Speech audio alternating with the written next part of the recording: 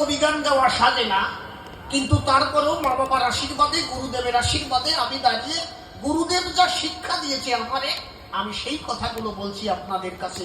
এর ভিতরে আমার আবৃত্ত বলে কিছুই নাই। আপনারা করবেন আশীর্বাদ যাতে কবি গান গাইতে পারি জগৎ সংসারে, এমন কোন দেহের ভিতরে যেন অহংকার না জন্মে যে আমি একজন কবিয়াল জগৎ সংসারে। আমি করি মানা, হরিভক্তের ভিতরে কোনো উঁচু নিচু থাকে না।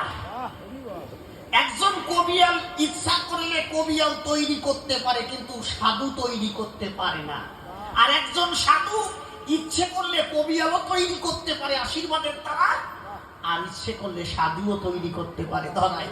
এই জন্য হরিভক্তের উপর থেকে শ্রেষ্ঠ আর জগতে কেউ নাই। আমি যদিও কবি গান গাই, আমি সদা সর্বদা হরিভক্তের চরণ চাই।